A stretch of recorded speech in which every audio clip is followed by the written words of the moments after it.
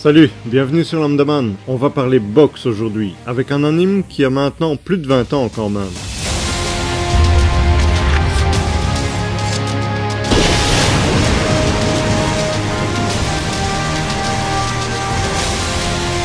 Bien que ce soit un anime de 2000, l'animation et le chara-design me font penser aux années 80. Ça peut en arrêter certains, mais aussi en intéresser d'autres. Pour ma part, c'est l'histoire qui m'intéresse avant tout, donc tant pis si l'animation n'est pas grandiose, et puis elle peut évoluer.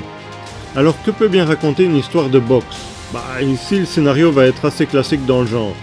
On va suivre Ippo Makunochi qui est un jeune lycéen timide et sans amis car il passe son temps libre à aider sa maman qui possède une entreprise familiale de location de bateaux de pêche, et comme elle l'élève seule, il se sent redevable envers elle.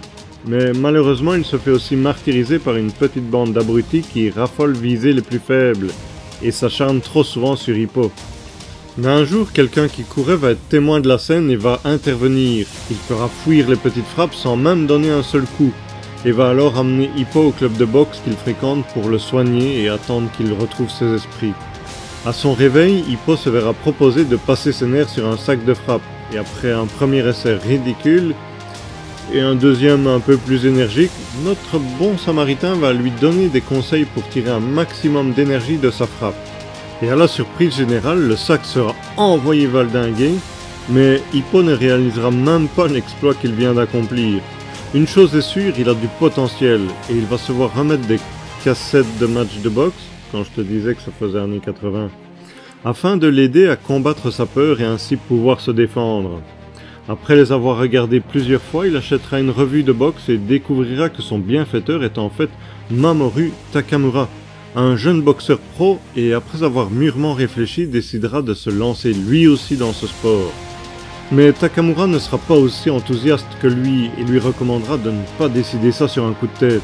Mais voyant Ippo bien décidé, en lui disant que cette décision est réfléchie, le boxeur pro lui proposera un défi, et si celui-ci le relève, alors il l'entraînera à la boxe.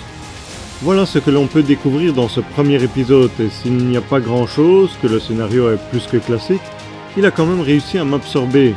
Le peu de conseils que l'on y voit sont très bons, et oui, je suis curieux de voir la suite du coup. Et toi? Est-ce que j'ai réussi à t'intéresser à cet anime, qui à mon avis est une référence dans le genre? Si jamais, dis-moi ce que tu en penses. On n'oublie pas le pouce en l'air qui fait très plaisir, ainsi que l'abonnement bien sûr, car voir arriver chacun d'entre vous sur la chaîne est très motivant. Prends bien soin de toi surtout, et à la prochaine. Salut!